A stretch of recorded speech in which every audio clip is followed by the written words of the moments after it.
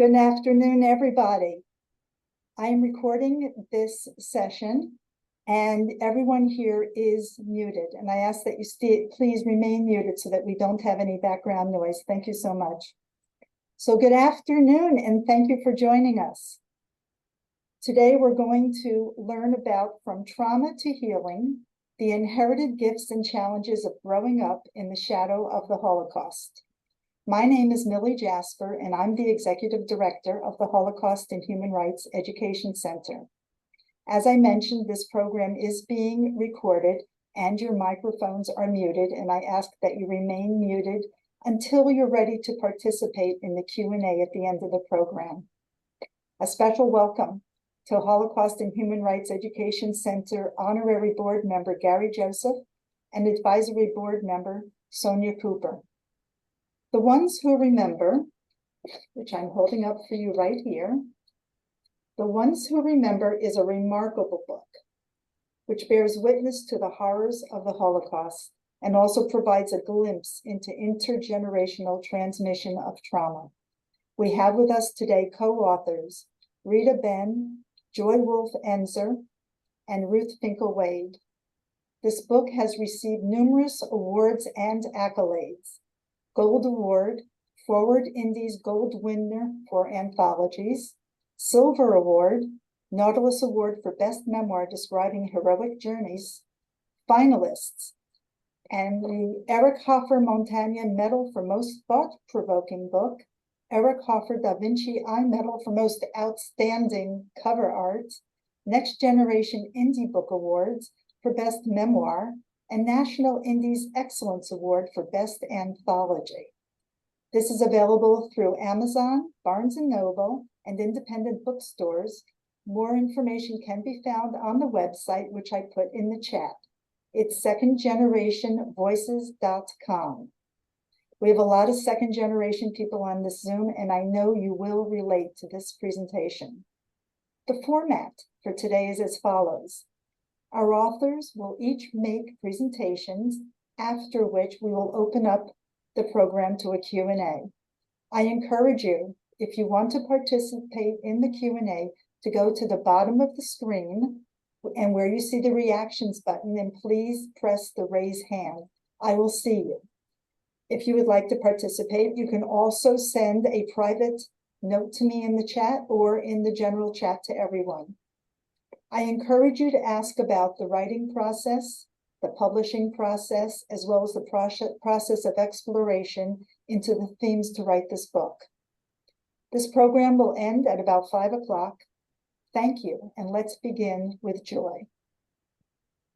Hi, everybody.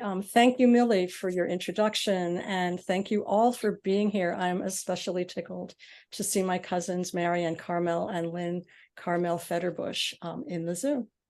We're very, very grateful to the HHREC for inviting us to give this book talk.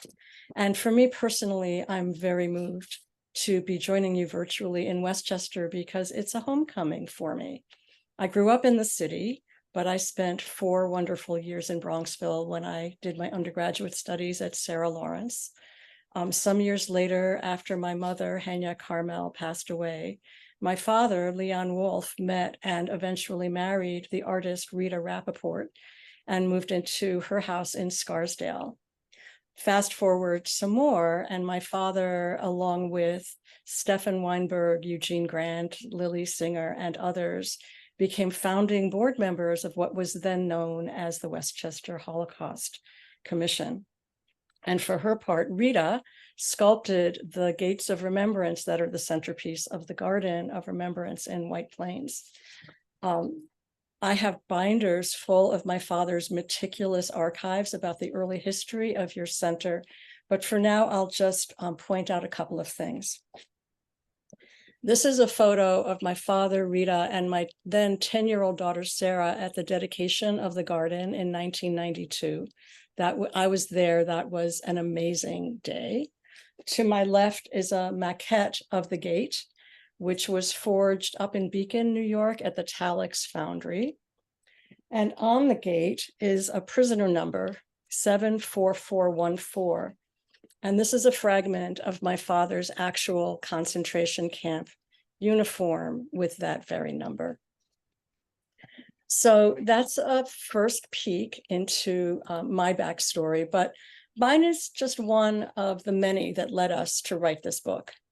The 16 authors in our anthology were born to survivor parents from all over Europe and were raised in the US, Canada, Sweden, Switzerland, Hungary, and Israel. Our various life paths led us all to Ann Arbor and to our Reform Synagogue Temple, Beth Emeth. We came together as a Generations After group 20 years ago when we accepted our then rabbi's invitation to write an original Yom HaShoah service that would be more personal and immediate than what we found in the existing liturgy. We've been writing new Holocaust remembrance services every year since. We knew from the beginning that we wanted our services to center our survivor parents' stories. We hoped our congregation would move through the incomprehensible 6 million into the world of specific families as introduced to them by members of their own temple community. The services over the years have become a valued part of Temple Beth Emeth's liturgical cycle. About 10 years into writing our services, we had amassed enough family stories that we decided to compile them into an anthology, because as Ruth Wade famously said, how hard could that be? We narrowed down a couple hundred narratives into a first draft manuscript that was organized thematically rather than by the authors, and we sent it to outside readers in academia and in publishing. One reader said, "These stories are very compelling, but where are you in all this?" Our first reaction was, us? This isn't about us. And our second reaction was, we can talk with sorrow about our parents' suffering, and we can talk with pride about their resilience, but it would be self-indulgent and even disloyal to talk about their post-traumatic stress, never mind its effects on us. We hadn't yet fully shared that impact even among ourselves, much less with the wider world. But our reader, along with one of our Generations After elders, encouraged us to take the plunge. So we did. And we emerged from that deep dive with a completely rewritten book that is very different from the one we originally set out to write. Ours is a purpose-driven project with several missions, all of which have been validated in reviews and awards and in participants' responses to the 60+ presentations we've given in the last 18 months. First, we want our book to inspire others about the strength of the human spirit, to see that from trauma can also come fortitude, compassion, and tolerance. Second, part of our 2G legacy is that we are canaries in the coal mine, highly sensitive to early warning signs of autocracy and neo-fascism. We want our book to sound an alarm about the terrible consequences of being bystanders when there are assaults on human rights and on the institutions of democracy. And finally, as the survivor generation dwindles in number, and as we ourselves age, we want to honor our parents' legacies by sharing the lessons of the Shoah from our own second generation perspective. So now we'd like to give you a flavor of the book. Rita Benn will present first, followed by me, and then Ruth Wade. Afterward, as Millie said, we'll open the Zoom room up to questions and discussions. Rita. Thank you, Joy, and thank you, Millie. Each one of us is going to read an excerpt or two from our book. And before we do that, just share a brief biographical information about our parents before the war, when the war began. So my mother was born in Odessa, Ukraine at that time, and my father in Moscow, Russia. And then they grew up in Lithuania, and they both went to college in Belgium, and where they began dating each other. And the war broke out, and both my mother and father wanted to return home to be close to their parents, even though their parents had advised them not to do so. And of course, once they got back there in 1940, they could not leave. Lithuania was nationalized and under communist rule, and then the Nazis came. And my parents and 32 of their relatives at that time were then imprisoned in the ghetto. And in July of 1944, the Germans were losing the war. And my parents, unfortunately, were then sent to concentration camp. They were along with my mother's mother. It was the last transport leaving Kovno and ghetto. And 2 weeks later, Kovno and Vilnius were liberated. Of the 32 relatives that my parents had, only 5 survived. My father, my mother's sister, who fought as a partisan in the woods, her husband, and a 3-year-old cousin that my mother saved, which you'll have to read our book to find out more about that story. So my chapter is called Shades of Chanel number 5. Growing up, I relished watching my mother get dressed. With her hair flattened, she reminded me of Marlene Dietrich, sultry and refugee-like. When she was ready to go out, Zsa Zsa Gabor and Barbara Walters seemed the more apropos mix. Fashion was my mother's love and elegance her trademark. Accompanied by the lingering smell of Chanel number 5, it didn't matter if my mother was going out to buy groceries or play bridge with her friends. She was determined to leave the house as if she came out of a 1960s photo shoot for Vogue. It took 40 years in Canada and chemotherapy appointments before she dared to buy herself a pair of sweats and sneakers. Over my adult life, my mother and I lived 600 miles away, a 10-hour drive. Although we visited each other several times a year when my children were young, as our family grew and we got busier with work and the children's commitments, the visits went down to once or twice a year at most. My mother and I spoke on the phone at least once a week, but I often got off our phone calls feeling depleted or triggered.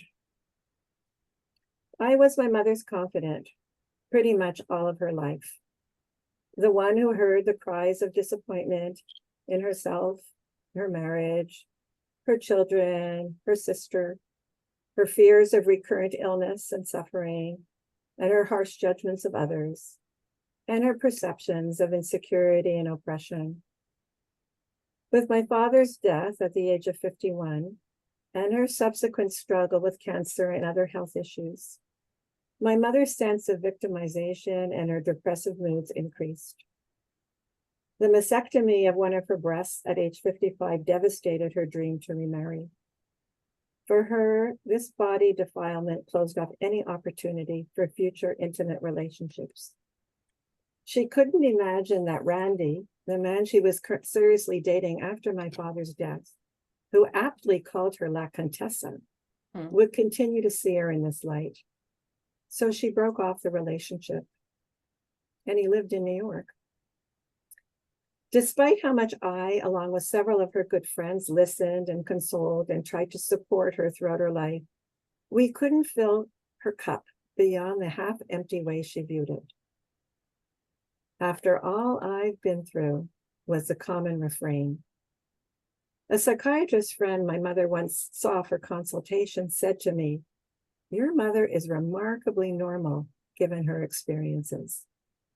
What she suffers from is chronic, a profound sense of isolation and aloneness. There's nothing I can do for her, or you for that matter. Go live your life." My mother described her relationship with her own mother, Rebecca, as very close. It saddened her that ours was not as smooth sailing as what she remembered about hers. She spoke many times to me about how much she loved and missed her mother. A mother's love could never be equaled by a child, was another favorite lament. One day I won't be here. You'll miss me when I'm gone. Then you'll understand. And I often wondered, would I really miss her? I was almost 45 years old, and she was 75, when I learned the details of how my grandmother Rebecca died. One weekend, when I returned to Montreal to visit, my mother asked me to watch the videotapes of her Shoah testimony. She seemed to feel affirmed by Steven Spielberg's project, believing that she was making a significant contribution to history. It was the first time that she described her experience in full to anyone. She told me that in the interview, she wanted to be accurate and not break down. And indeed, throughout, she remained calm and collected, conveying horrific events in a matter-of-fact tone with no tears. My grandmother, Rebecca, was 47 years old in Stutthof concentration camp. She had been feeling ill and asked my mother to spend the night with her. My mother didn't want to stay in the same crowded bunk bed with her, so she left. I was afraid of seeing her die, my mother reported. In the morning, when my mother returned, it was only to drag her own mother's cold body out of the barracks and place her on top of the heap of other corpses in the camp yard. And 2 weeks later, the camp of Stutthof was liberated. My heart sank to the floor when I heard her describe her mother's death. I vowed to myself, and immediately afterward to her, I will never let you die alone. When the time comes, no matter where I am, I will stay with you, and I want you to know that and never worry about that. For all my mother felt I couldn't give her, I knew at least I could do this for her.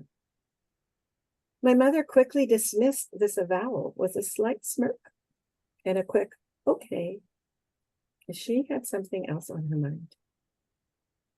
How did I look on the tape? Was my lipstick okay? Did I seem composed? Was it logical? How was my accent? Could you understand me clearly? She beamed as I praised her coherence, her demeanor, and as important, her shade of red lipstick. Thank you. Thank you, Rita. Let's all take a breath to absorb the beauty and power of her reading. So hi again. Here's a bit more about my background. My parents were from Krakow, Poland. They met and married during the war and were together in the Krakow ghetto and the Płaszów slave labor camp before they were separated and sent to different camps. My father to Gross Rosen and Langenbilau, and my mother to Skarżysko and Buchenwald, Leipzig. They reunited in September 1945, a saga of its own that you can read more about, and spent 2 years in Sweden before they and my brother, who was then 18 months old, gained entry to the US in 1948. I was born a few years later at what is now known as New York Presbyterian Hospital in Manhattan. My mother, Henya, and her sister, Ilona, wrote poetry in the camps, and they had prose writing careers in English in the US. My mother's gift for storytelling helped me in my efforts to make sense of the Shoah, and writing my chapter for this book helped me embrace the intergenerational legacy of writing in my family. My chapter is called One Day the World Will Be the World Again, which is part of a mantra that my grandmother, who rode herd over my mother and aunt to the very end, used to keep them focused and centered during the worst of times. She would say, one day the world will be the world again. You have to remember how to behave. I've chosen an excerpt to read that speaks about my relationship to my mother's war wounds, which were physical as well as emotional. Lying in the twin bed in my tiny bedroom in New York City, down the hall from my parents, I was sometimes awakened by the guttural German and Polish cries of my father's nightmares, and sometimes by the sound of my mother hop, hop, hopping on one foot from her bed to her bathroom. As a child, I thought it was normal that in the evenings, daddies took off their shoes and socks, their shirts and trousers, and mommies took off their skirts and blouses, their brasiers and girdles, and their wooden leg. The leg was a triumph of the sculptor's art, the wood stained to match my mother's skin tone. It had 2 different screw-on feet to accommodate flats and high heels. The interior of the socket was sanded smooth beneath a heavy coat of varnish designed to protect the stump from abrasions and open sores. My fascination with the leg's aesthetic was offset by the more sobering experience of watching my mother put it on. This involved a laborious maneuver, first lubricating the stump with Menon's medicated talcum powder, which rose in a perfumed cloud that lodged in my nose and settled on the bed covers, before suctioning it into the socket. The process involved a nakedness that my older brother John was not permitted to witness. That intimacy was the province of a daughter. It was such a complicated and time-consuming ordeal that if my mother woke up in the middle of the night to pee, she would skip it. Thus, the hop, hop, hopping sound that punctuated my sleep. My mother explained that she and my aunt had each lost a leg in the accident in the war. As a young child, I imagined that their legs had been blown off by a cannonball, leaving clean stumps behind. In fact, during the final death march out of Buchenwald, Leipzig, a German tank deliberately ran over a group of prisoners, including my mother, aunt, and grandmother, and left them behind for dead. My mother and aunt survived. My grandmother, Mita, for whom I am named, died the next day. My mother was ashamed of her physical mutilation and did all she could to hide the fact of her wooden leg, which to her dying days she never referred to as anything other than that damn thing. That damn thing. After losing everything, my mother chose new life. She doted on my brother and me. I can still see my mother skipping down Riverside Drive in her own way, trying to keep up with me, hopping on her right foot and swinging the heavy wooden left leg around in an awkward arc. I found her determination and ingenuity amazing, and this assessment only grew stronger as I became older. At age 4, I looked daggers at a bus driver who dared give my mother an impatient glare when she was slow climbing the steep bus steps. I knew why those stairs were difficult for her. Why didn't he? I identified with my mother more than I realized. To this day, when I bend over, I unconsciously extend my own left leg stiffly behind me, my body echoing its memory of my mother's movements. That damn thing. Refusing to call attention to her disability by using a cane, my mother walked with her arm draped through mine for balance, whether on outings to the markets on Broadway in Washington Heights, or to synagogue in Riverdale, or on more exciting adventures to downtown department stores and museums.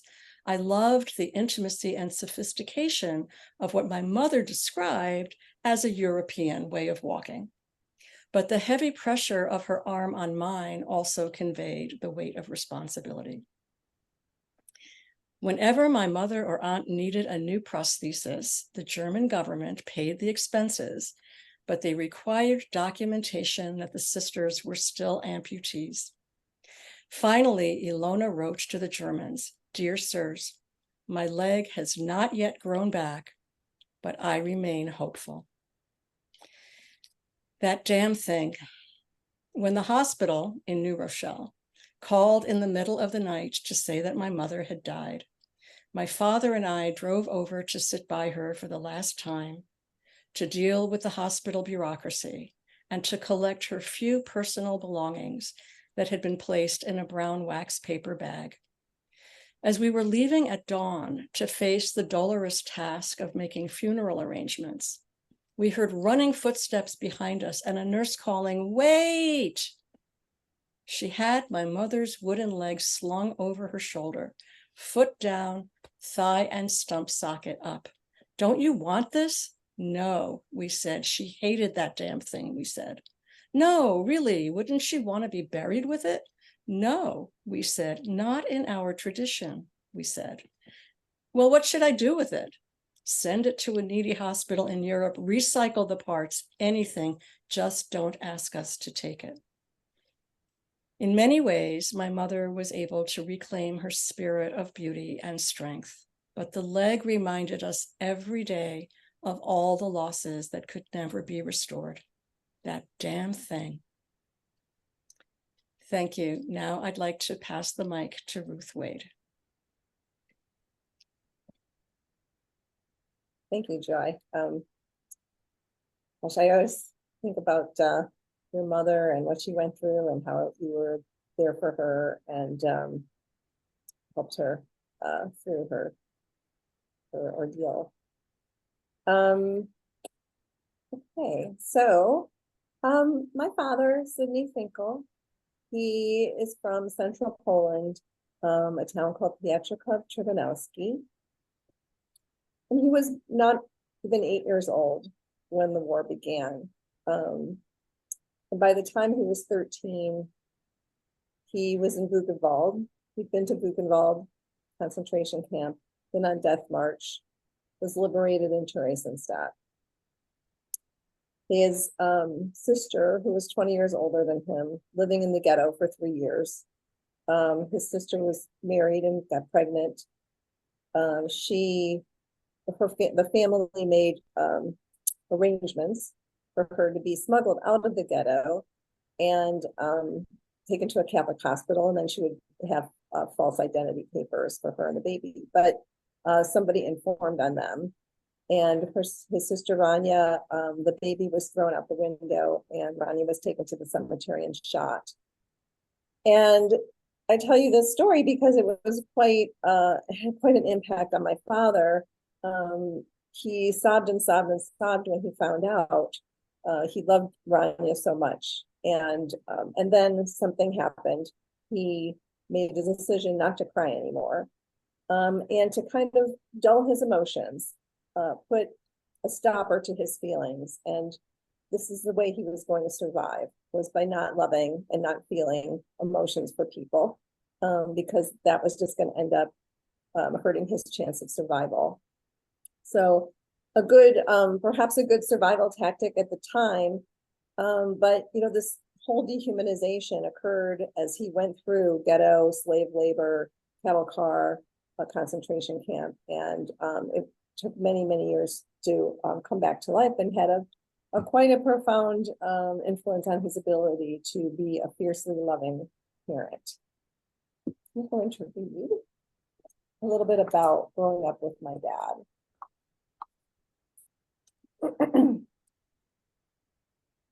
I don't remember living with my father.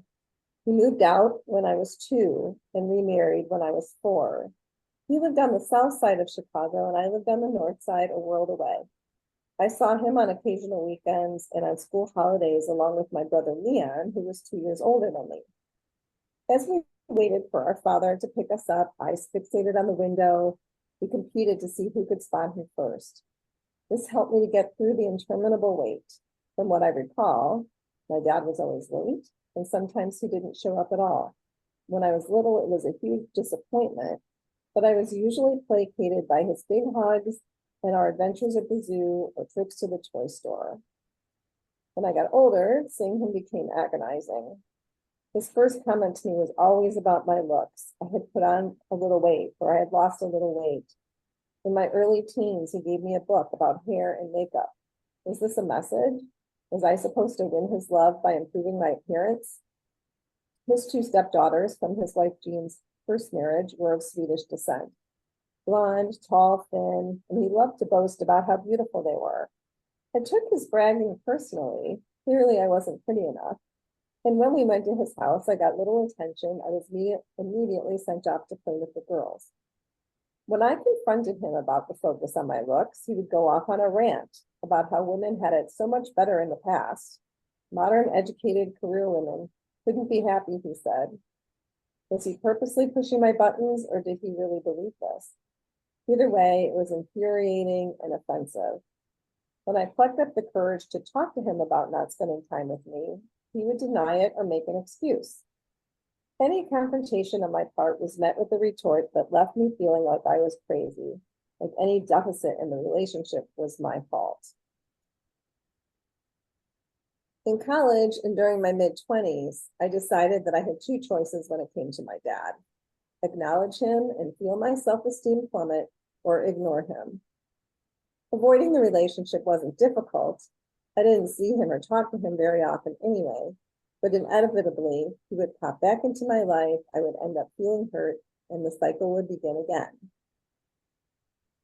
Just after my 26th birthday, my dad told me he was an alcoholic and that he was in AA. He apologized for all he had put me through. He took ownership of his neglect and blame. I wasn't crazy after all. We began an adult relationship, but it was still rocky. Holidays at his house were anxious and depressing. There was little warmth and everything seemed forced. We were all supposed to act like a big, happy family, but my dad's other family was very cliquish and often went out of their way to not be in a room with me or my brother. When we spoke at the dinner table and my dad asked us a question, I felt their eyes rolling, mocking us. I endured this for several more years because it meant a lot to my dad, but finally I told him I couldn't come to his house for holidays anymore. We were going to have to create a different kind of relationship, one between just him and me. And we did. We created a great relationship. I'd say now our relationship is actually, he's 92, or he's going to be 92 in December. He lives in Tucson, Arizona. And our relationship is better than it's ever been. And I think, something I learned from him and something that, he's always done is been willing to process and think about healing and how he needs to heal and what he needs to do. And I've been very fortunate to, inheriting some of those challenges and struggles, also being able to inherit and handle that resilience and that healing process, and being able to work together to improve our relationship. I'm going to finish with one last paragraph.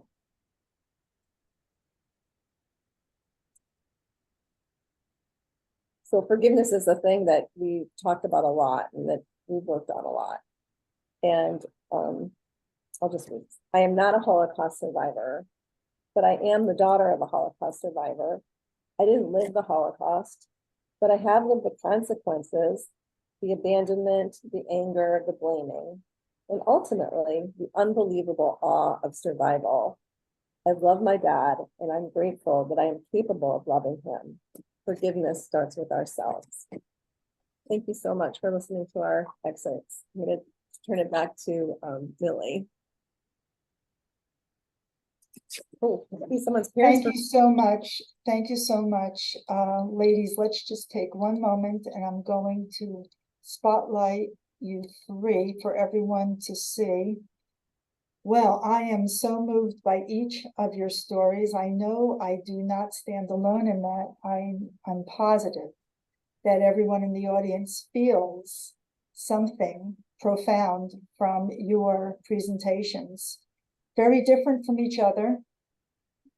I think probably, well, actually, I do know your writing styles are different, your presentations are different, but each profoundly moving. I'd like to open this up to a Q&A at this time for any of you to speak up. You can ask questions. I don't think there are any topics that are off limits, but I'm sure that the ladies would say so if you touch too closely to their heart. What I'd like you to do is, you have a choice. You can unmute yourself and I will see that you've done so, then I can call on you. Or you can go down to the chat. I'm sorry, go down to the reactions and put up your hand and I will see you. And I would actually just like to just ask one question while everyone's gathering their thoughts, which is, how did you three find each other?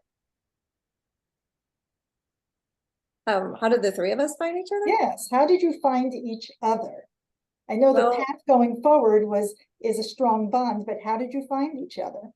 Well, we all three of us belonged to Temple Beth Emmett and joined the Generations After group there, and that's how we got to know each other. But and through this writing process and editing process, the three of us have become very close. But I think Joy and Rita will tell you that their friendship goes way back even farther. Joy and I met in graduate school in, I don't know, 1978, maybe a third year of developmental psych, or we were both in a graduate school in psychology at University of Michigan, and we also played on a co-ed softball team, and that helped get us through graduate school, and that's where we met then. But we didn't necessarily know our history certainly to the degree that we know it now. So all of the authors met as members of Temple Beth Emmett, and there came a time when there was a whatever boilerplate Yom HaShoah service was in the existing prayer book, that somebody who had grown up in the congregation and was a daughter of survivors went to the rabbi and said, I think we can do better than this. And this rabbi was radically open to lay-led initiatives, and he said, why don't you get some people together and see what you can do? And I think it was at a sisterhood meeting. Ruth, you can pick it up from there.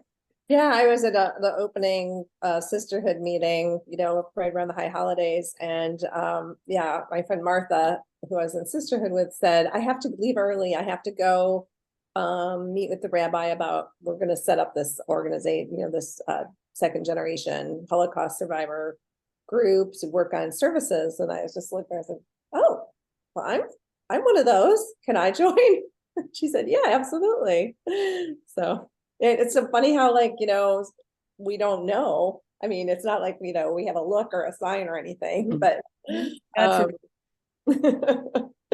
but sometimes it's just interesting to find out sometimes. Like, I'm seeing that some of your people who are attending today their families are also from Pietrek Trzemanowski, which is really cool.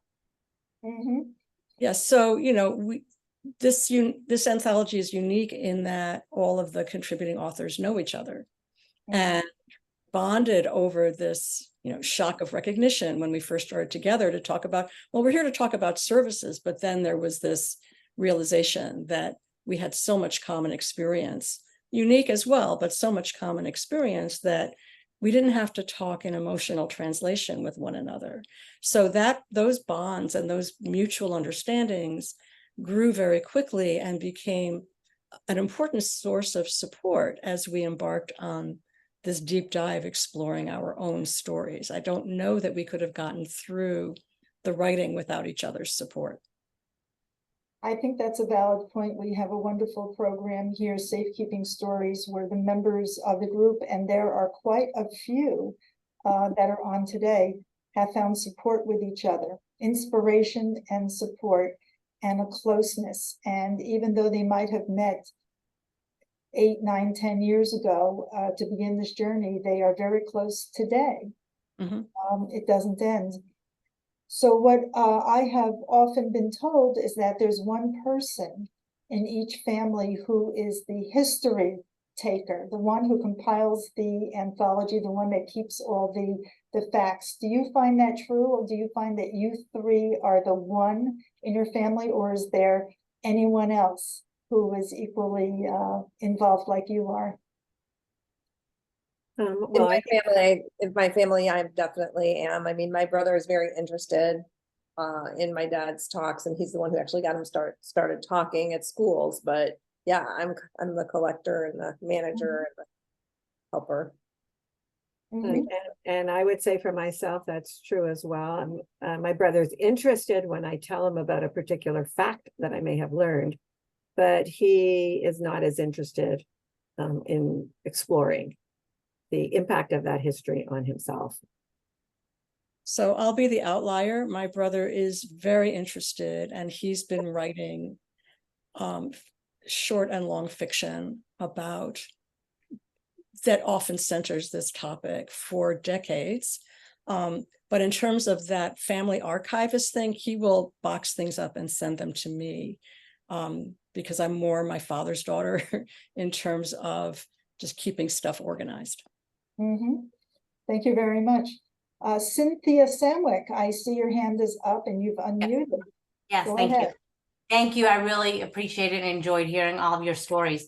I'd like to just ask, because the title sparked my interest, like healing the trauma. So my father's a survivor from Budapest, Hungary, and he passed away last year.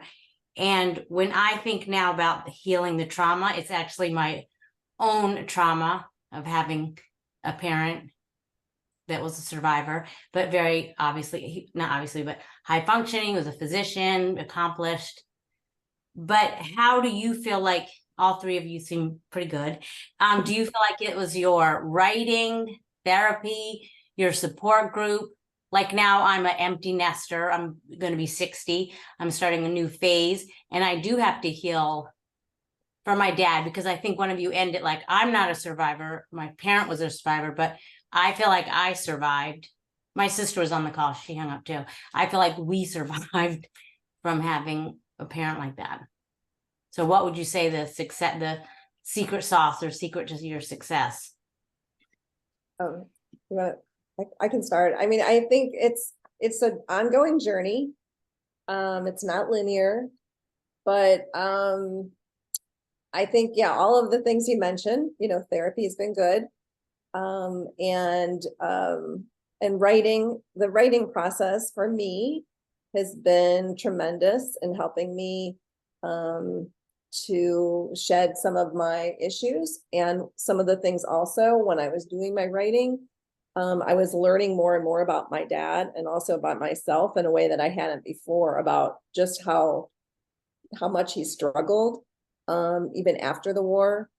And I got this whole set of documents from a cousin in the UK about, he was one of the Windermere children, and that whole time that he was in the UK, every time he needed money, anytime he wanted to go to school, anytime he wanted to get a job, everything was always documented. There were letters back and forth, and he would get into fights, and that he didn't just get rehumanized. It took a very long time. And so things like that, like going through his life in more depth, really made me like understand better where he was coming from and why he was behaving the way he was behaving. And I think that really helped a lot too for me. When you start to write, you're kind of reconstructing a narrative for yourself too. And so a different story comes out. And I think being the age that we are, we're older than you are, but we started it when we were closer to your age. There's a sense of you reflect a lot on the previous years, and so that's a gift also, having the time to do that. And I think along the way you have increased compassion actually for your parents and for yourself, and that's been a gift of our writing. I would simply echo that writing is one of many, but a very, very valuable avenue for processing long ago traumas and bringing them into the present day with more of a sense of integration, basically. In my case, my mother wrote during the war. My mother wrote after the war. For her, creative writing was a very important pathway to healing, even though she carried plenty of overt trauma in her day-to-day.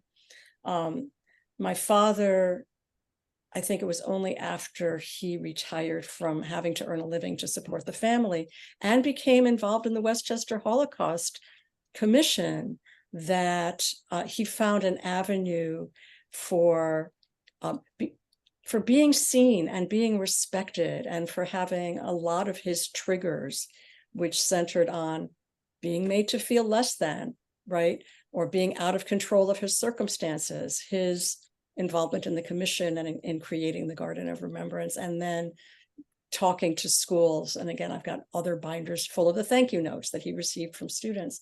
So both my parents modeled ways of active mastery over circumstances that were really completely out of control.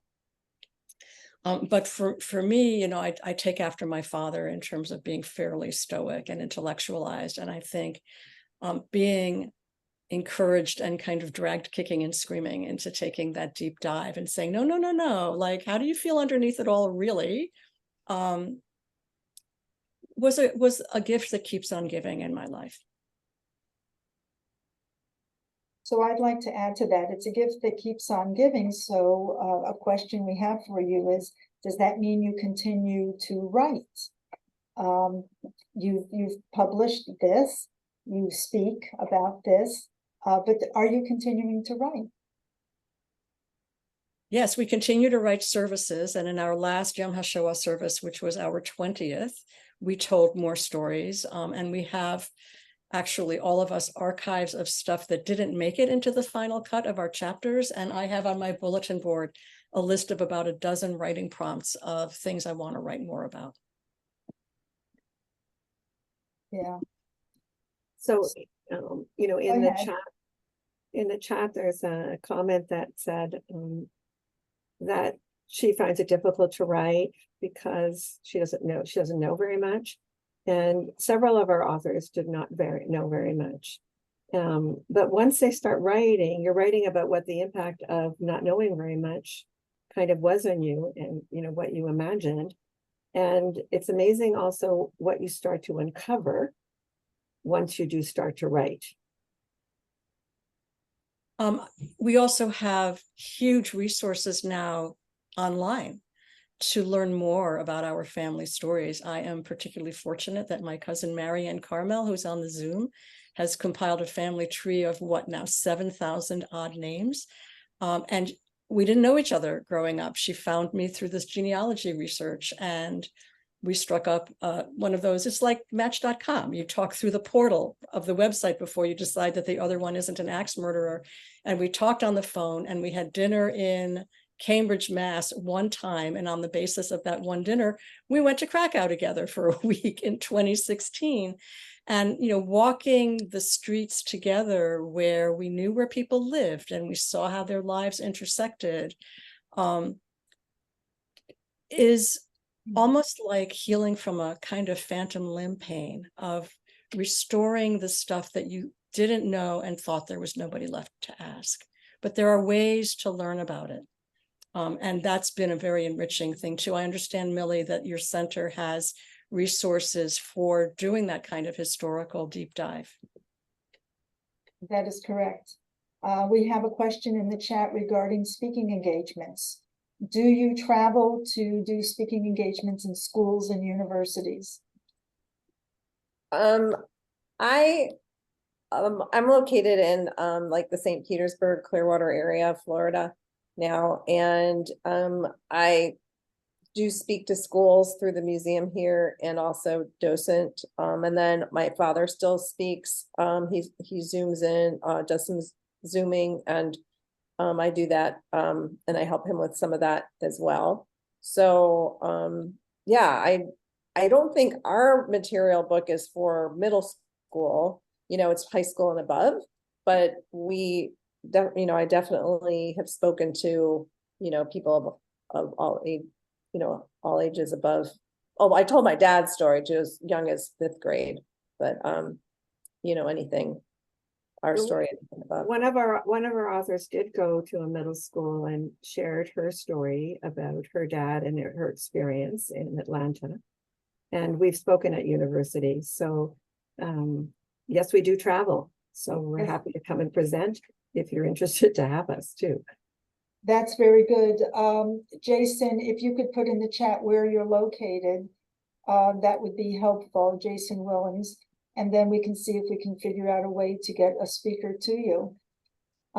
So we have a question. Do you have your Yom HaShoah services recorded? We do actually, because some of the ones that we did during COVID, we did on Zoom, and those are recorded. And if I can send you the link to those, if to one or two of those, if you want to contact us. Yeah. And Ruth, Joy, and Rita, are you comfortable with me sharing your emails with anybody who asks me for it for more information about? Sure. Yes. Yes, Mhm. okay. I'll say, Um, like, on the writing process, I have not really done much writing since since finishing my chapter. Took a lot out of me. And then we've been really busy doing these things, which has been wonderful. I love the fact, it's been surprisingly delightful connecting with so many people, and especially the two G's. And but yeah, I have been starting to feel that urge and have done a little bit of writing since then. It's coming back, but I did need a break. There's some questions for me. Would I share your emails? I will do that. I need you to ask me for them. So if you, those of you on Zoom, if you would write to me, I put my email in the chat already. It's mjasper@hhrecny.org. If you could write to me and ask me for recordings or ask me for emails, I'm happy to share with you. That's good. Is your book in the libraries? I think you must be in the libraries, right? You're in the library at the Holocaust and Human Rights Education Center. And we're going to be soon connected with Westchester Library System. But are you in libraries? We Yes. are. We're at the museum, like Holocaust Museum libraries. We're in our local libraries, and what we learned, there's so much you learn about the publishing and the writing process, more than we ever imagined. We thought writing our book was monumental, but the afterward is also monumental of what you learn and do. But so you can request that any library purchase your book. Right. If you are locally, if you have an interest in it and your library does not have it, and typically they will do that. Okay, good to know. Eliza Erber writes that she's speaking at the Scarsdale High School on Friday. Eliza, they are lucky to have you. We've been working with the Scarsdale High School for many years, and they are definitely lucky to have you. Someone else writes about Chanel number 5. I also have a Chanel number 5 family. Whenever I get a whiff of it, I think of my mother. So someone else here also does. And she says, it gave me a startle.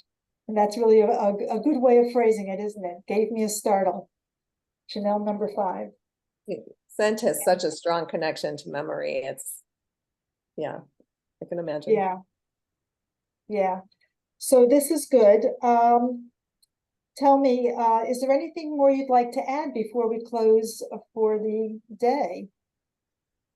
In case the email traffic gets snarled on our website, which is secondgenerationvoices.com, there's a contact us page, and it will, if you have any questions at all about where we've presented in the past, other recordings of presentations, what our travel schedule might be, you can also contact us through that page. And we have, it's great to have 15 living authors who all are good team members, and we have teams for different geographical locations. And we're very much hoping to come to New York in person as soon as next spring. So yeah, I'd love to meet some of you in person. And it's just so grateful to Millie, to you for having us, and to being here and meeting all of you today. And if you do have the opportunity to read the book or have read it, we would love to have a review. That really helps us a lot. If you put a review on Amazon or wherever you can, Goodreads. And our website is secondgenerationvoices.com. And the reason we had to do that was because if you read the ones who remember, if you have that just all in straightforward, the word, there's WHORE there, for the ones who remember. We didn't think that would really be a good URL for us, so we had to change it for that purpose. And I encourage you all just to buy our book and read our chapters, even if you are because as you are writing, if you write your own story, these could help give you a sense of what inspire you, basically, of how you would like to write your own story. And each one is, like every story is unique, just like every human being is unique. And so encourage you to write and to read. Well, and to share. Thank you so much. And in closing, I'd like to say something that we always say at the end of these sessions, which is, of course, thank you to you for sharing your lives with us and your family's lives with us. And we encourage you to make a donation of Chai, $18 or any denomination, to the Holocaust and Human Rights Education Center, so that we can continue to provide these types of programs for you. Our website is in the chat. It's hhrecny.org. And again, thank you so much. Please write to me with your questions, for emails, and for recordings. Thank you for coming, and have a great rest of the day. Thank you all so much. Thank you so much. Great call. Thank you.